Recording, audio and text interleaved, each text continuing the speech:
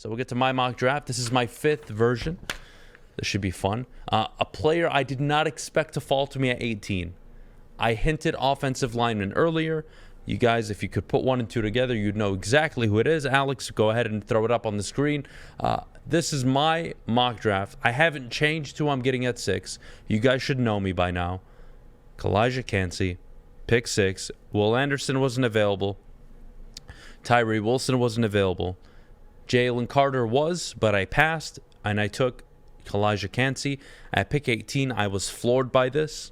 I couldn't believe it. Peter Skoronski. I mean, come on. Look, I know you signed Glasgow. I know you signed, I know you have Decker to a contract. I know you have Penei Sewell. But to me, when we talk about BPA, I don't think that's a wrong decision. I don't know how you go wrong by taking arguably the best offensive lineman in this draft at 18. I don't think that's realistic, if I'm honest with you. I don't. But I was floored when he was available. And I'll be damned if I pass on him and come on the show and tell you the next morning, hey guys, this offensive lineman was available. I passed. I'm a smart ass. Not doing it. Not doing it. Not passing on Peter Skoronski. I followed Jack Campbell in my mock, went 31. I had no hope. Deion Henley, solid. You could have argued over Sean, but for me, any linebacker in round 2 I'm okay with. I wanted Jack Campbell, but he outperformed expectations at the combine. He was more athletic than people gave him credit for. He was the best or top 2 in terms of cover linebackers among all Power 5 schools in FBS. Come on. Unlucky. Wanted Jack Campbell. Probably not going to happen. Deion Henley, I'll settle. This is my favorite pick of the draft board, though. Jalen Hyatt, pick 55. He's never been available at 55.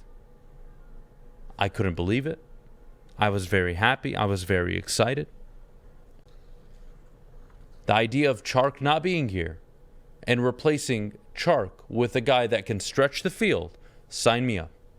And, you know, we really misdiagnose who Jameson Williams is all the time, and I laugh at it. He's not a stretch the field guy. Can his speed stretch the field? Absolutely.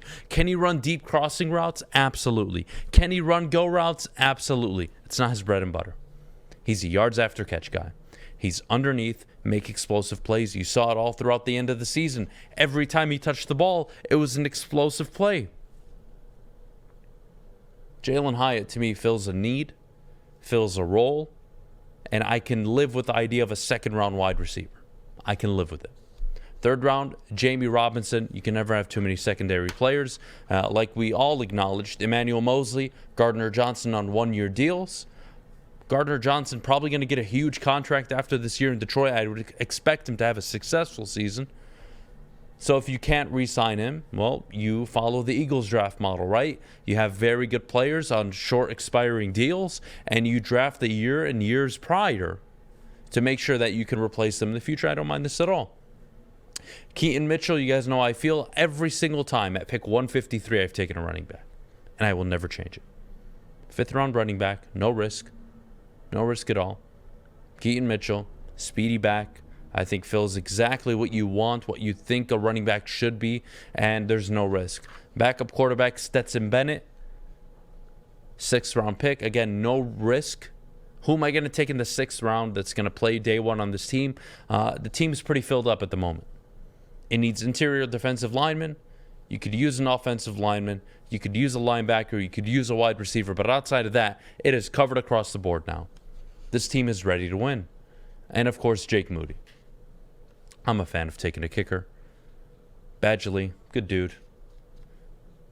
I need a dude who can kick over 50 yards. Jake Moody, high-pressure situations at Michigan all the time. Nailed some clutch field goals throughout his career at Michigan. Sign me up. That's my mock. You guys can grade it however you'd like. You can tell me that Calijah Kancey is too high of a pick at 6. I would love to know why. I would love to know why. I would love to know why Calijah Kancey is a risk, or quote, I would love to know why Calijah Kancey is a, how would I say it? I'd love to know why he's a risk or a reach at 13. when only Tyree Wilson, Devon Witherspoon, Jalen Carter, and Will Anderson are ranked higher. He's the 5th highest rated defensive player coming out. 5th. I lied, 6th. Christian Gonzalez is also ahead of him. Excuse me. Kalijah Kancey is the 6th highest rated defensive player in this upcoming draft. You tell me it's a reach. Because you're not taking Devon Witherspoon or Christian Gonzalez at 6. So you move them 2 off the board, he becomes the 4th highest rated player coming out. Only behind Jalen Carter, Will Anderson, Tyree Wilson. That's a reach? If that's a reach, I don't know what a good pick is in the draft anymore. Maybe I am an idiot.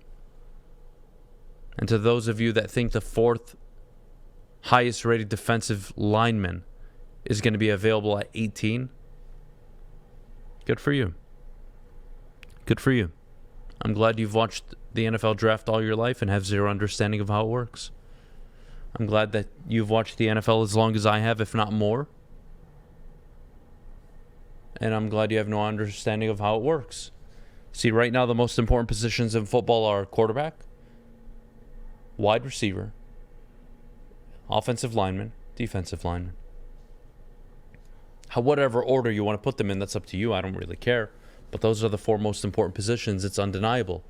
See, if you don't have a quarterback, let's map it out this way. You have a quarterback, okay?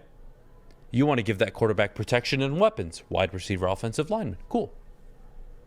Well, how do you negate the opposing team's quarterback that does have a good offensive line and good weapons, like a Joe Burrow, Jamar Chase, and a good offensive line? Well, how do you negate that? You draft Aiden Hutchinson. You draft players like Nick Bosa, John Hargraves, Kalijah Kancey, Will Anderson, Tyree Wilson, Jalen Carter. Defensive line.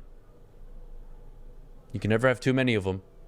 And remember, Detroit, the best you've been in my lifetime, and I was born in 94, so I don't remember any of the glory years in 91, 93. Just scrap it. Your best years were when you were deep at the defensive line position. Vanden Bosch, Cliff Averill, Ziggy Ansah, Ndamukong Suh, Nick Fairley. You guys can make the comparison to whoever you want for Kalijah Kancey. I'm not even going to call him Aaron Donald. I think that's grossly irresponsible.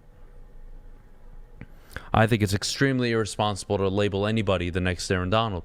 Aaron Donald is one of the 3-4 greatest players in NFL history on the defensive side of the ball. History. Yeah, I'm not comparing anybody to him. I'm not going to do that. What I'm going to do is realize this kid was uber productive, is explosive off the line of scrimmage, is not undersized. Yes, his arms are short. Fine. I can live with it. He gets off the line quicker than most. He knows how to leverage his body. His core strength, phenomenal. I'm not losing sleep over Kalijah Kancey. I'm not. So maybe it is a reach to take the 4th highest rated defensive lineman at 6, when 2 of them are likely going to be off the board. So think about that. I keep breaking it down and it still doesn't make sense to you guys. Tyree Wilson, Will Anderson are off the board. Let's say they go in the top 5. That means the Lions would take the 2nd highest rated available defensive lineman at 6. And that's a reach. Only behind Jalen Carter. That would be a reach. That would be a reach.